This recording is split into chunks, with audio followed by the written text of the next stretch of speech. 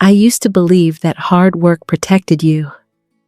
That if you put in the hours, stayed organized, met deadlines, and treated people respectfully, you'd be safe. Safe from drama, safe from lies, safe from sabotage. I don't believe that anymore. Because sometimes the person who destroys your career isn't a rival, isn't a coworker, and isn't even someone jealous of you. Sometimes, it's the person who sits 3 feet away. Someone who smiles at you in meetings. Someone who says, "Good work," right before turning your entire world upside down. For me, that person was my boss. It started on a Thursday, one of those days where the office feels tense for no clear reason. People were quiet. Slack messages were short. Everyone seemed distracted. I thought it was just the stress of an upcoming deadline. I was wrong. Around 2 p.m., my boss walked over to my desk and said, "Can you join me in the small conference room?" No expression, no smile, just a neutral mask. My heart skipped a beat. I followed him into the room.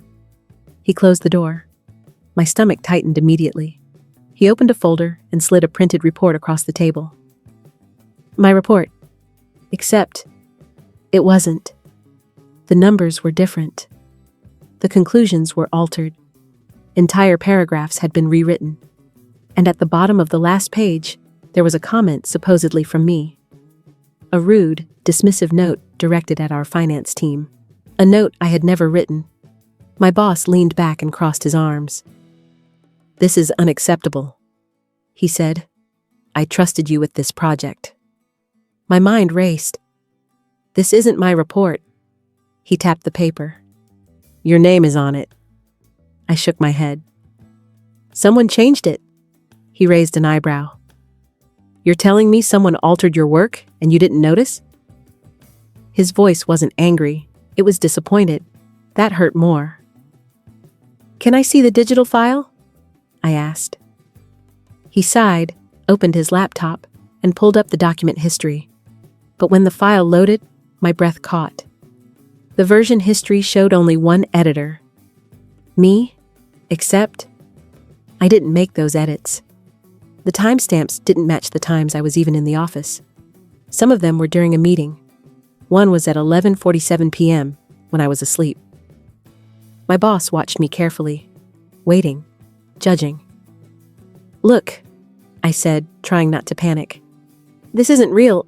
Someone..." He cut me off. "I need someone I can rely on. If you're overwhelmed or falling behind, you need to say something." His tone made it clear. He didn't believe me. He thought I was lying.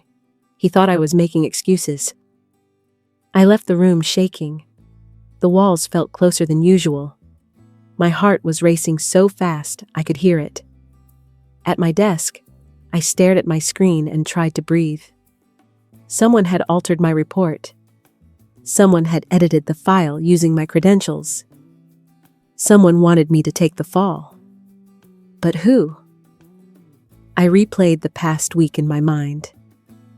I remembered that my boss had asked me to send him the draft. I remembered that I'd saved it on the shared drive. And I remembered seeing him working late on Tuesday night in the same folder where the report was stored. A horrible thought crept into my mind. No, he wouldn't do that, would he? I needed evidence, not suspicion. I opened the company's internal audit panel, the tool only a few teams knew existed.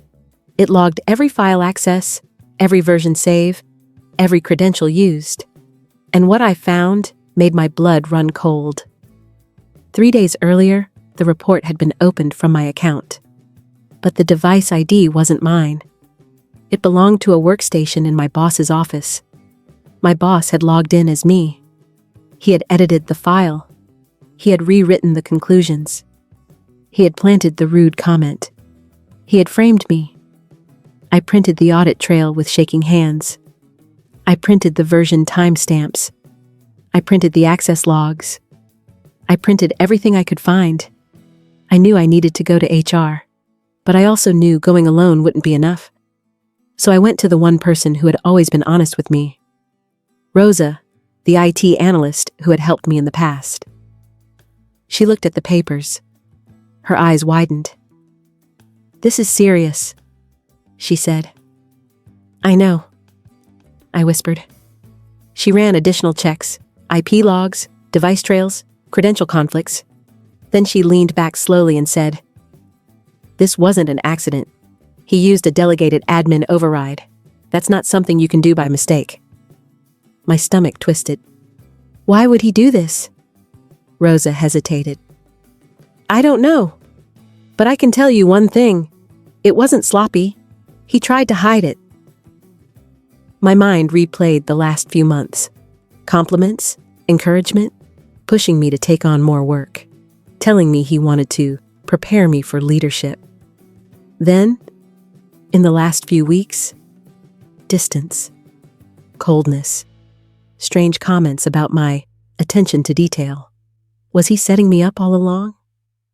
Rosa handed me a digital packet containing the full audit trail. "You'll want this," she said softly. I walked to HR with my heart pounding. The room was bright, almost painfully bright. The HR manager smiled politely. "How can I help you?" I sat down, opened my folder, and said, "I need to report document tampering." The HR manager's smile faded. I placed the audit trail on the table, then the version logs, then the device history, then the delegated override record. She read in silence.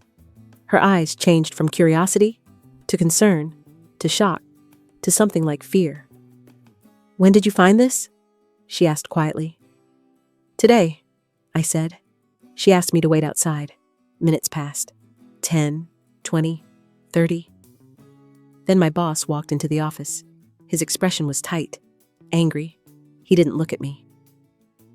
5 minutes later, HR called me back in. Their tone was completely different now. "Thank you for bringing this forward," the HR manager said. "Based on what we've reviewed, you are not responsible for the altered report." I exhaled shakily.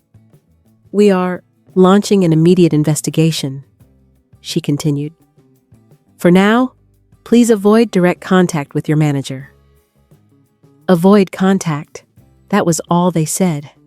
But the next morning, he wasn't at his desk. By noon, his name was gone from the directory. By the end of the day, word spread that he had been placed on administrative leave pending formal action. No one told me details. They never do in cases like these. But HR called me in again. "We apologize for the stress this caused you," they said.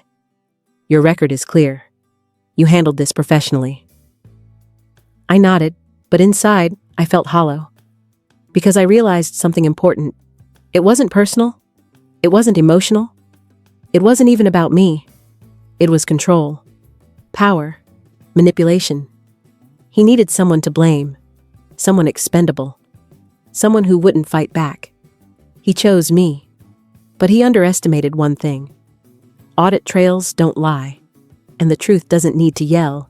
It just needs to exist. In the weeks that followed, I worked quietly. Co-workers avoided asking what happened, but their glances said enough. Some looked sympathetic, some looked guilty, some looked afraid. And me? I learned the most important lesson of my career. Protect your work. Protect your documents. Protect your access. Because sometimes the biggest threat isn't a coworker in the shadows. It's the person who's supposed to lead you. And evidence, real evidence, will always tell the truth.